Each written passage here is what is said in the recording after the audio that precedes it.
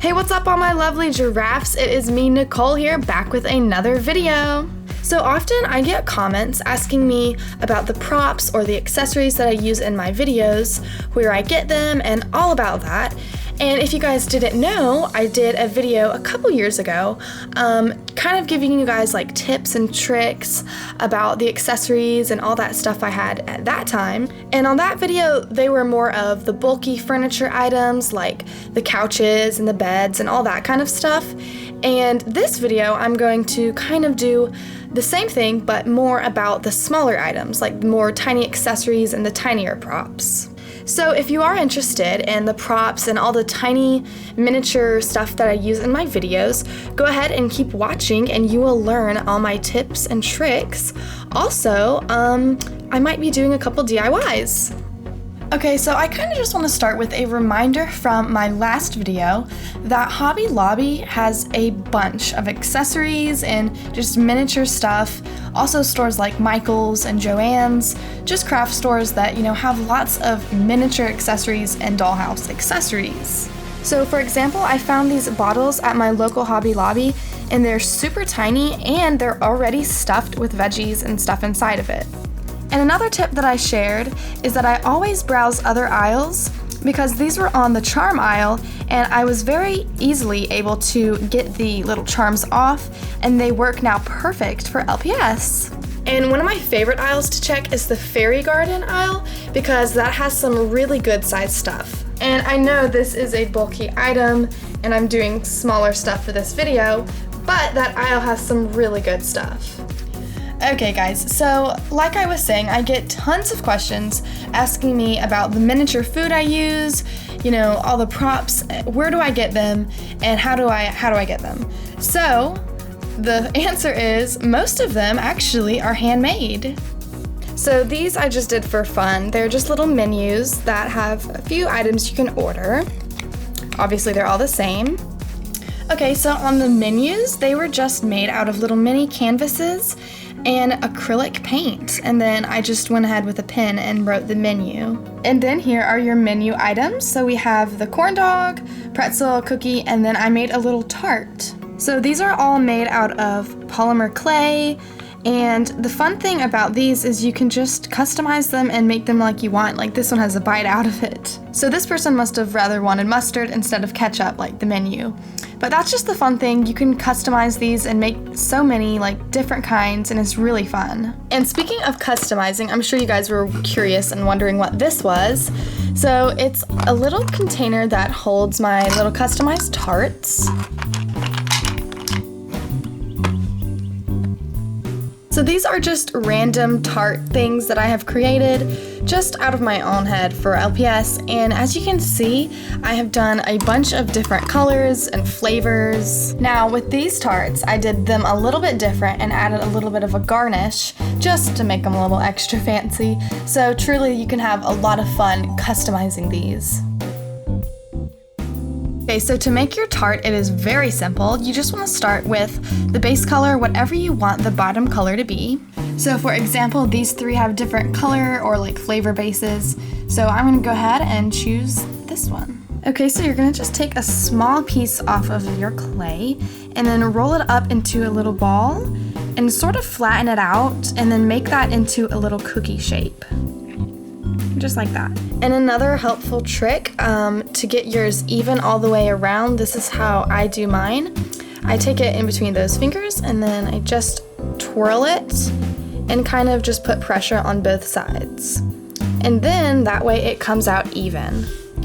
Okay, and once you have made as many as you want, you're gonna go ahead and pick your next color, which will be like the icing type color. I'm just gonna go ahead and do white. Your amount of icing kind of depends on your preference. If you'd rather have it mounded up, just get a little bit more, or if not, just go ahead and go with about the same amount you did your first layer. Okay, and once you've got your second layer done, you want to find your color for your last layer, which is like the fruit little sprinkles. Usually I just stick to a darker color of the base, but for this one I decided I'm going to switch it up and use this multicolor clay that I've got. So for this step you just want to get little tiny pieces of the clay and roll them into small balls, and then just go ahead and start placing them. I don't have an exact number of how many you'll need, but just enough until you get a nice little mound.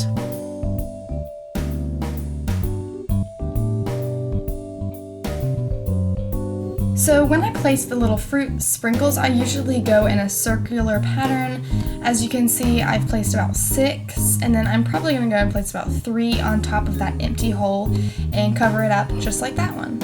Alright, so there you go. Once you get your little fruit sprinkles on top, then it is ready to go ahead and bake these. So let's see these when they are done baking.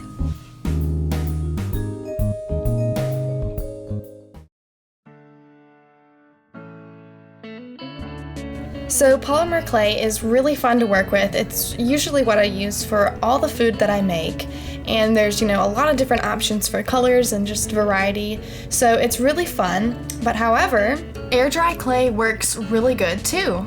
So if you don't have polymer clay, or if you just don't want to use the oven, you can use the air dry clay and it works really well too.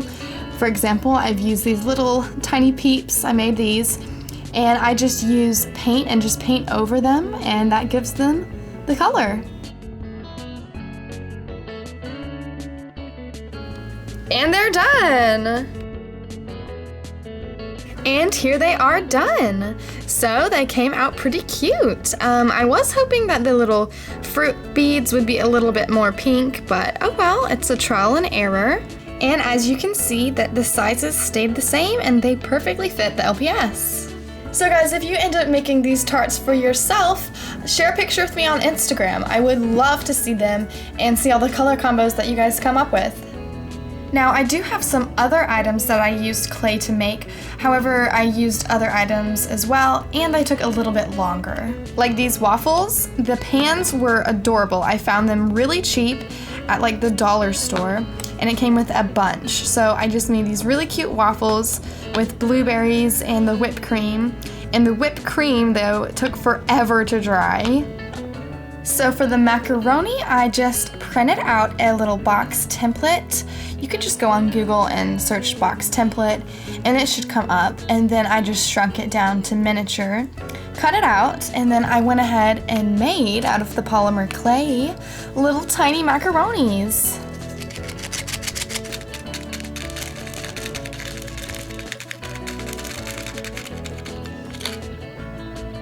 So yeah guys, it's actually a macaroni box with real macaroni inside. It took me ages to make this macaroni, but if you've got nothing else to do, it's really cute. I store my little macaronis in this separate container, and it just makes it easier for filling up the boxes. Alright guys, so then this one's sort of similar. It is Care Bear Crunch. I also found this little template online, and it's pretty cute because it has a little word search on the back. And I just went ahead and made the cereal sort of just like the mac and cheese. So on the front of the box, it just kind of reminded me of Lucky Charms, so I kind of just tried to do similar to that. And similar to the macaroni, this would probably take a little bit longer, so this would be good for something to do when you're pretty bored.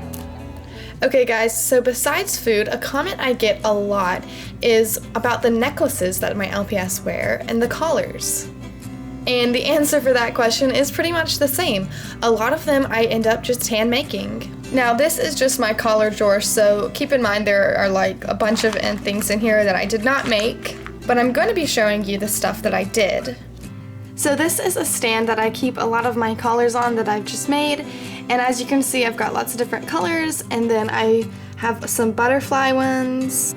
Here's a few others that I have done that are more like stones. So here you can see they are on the LPS and they fit pretty good. The pendants I get from Hobby Lobby or Michael's, and I just make sure that they're tiny enough that they would fit the LPS. Here are a few more, and then this one does not have a pendant, it's just beads. So usually when I go to Michael's or Hobby Lobby, I'll find a little pack of charms that I like, and for example these ones are butterflies, and that's why there's so many of them. So if you guys would be interested in learning how to make these necklaces, just let me know and maybe I can do another video teaching you guys how. And you don't need fancy beads either to make these necklaces. These ones will work perfectly. I have a whole bag that I've made. So I've done some that were patterned and some that were just completely random. And I've even made bracelets. This one is sort of meant to match with the necklace. Alright guys, well that is going to do it for this tips and tricks video. I hope that it answered some of your questions for the accessories that I use and how that I get them. And don't forget guys, if you make any of this stuff, make sure to share it with me so I can see. That would be super cool. Thank you guys so much for watching and I will see you on my next video. Bye guys!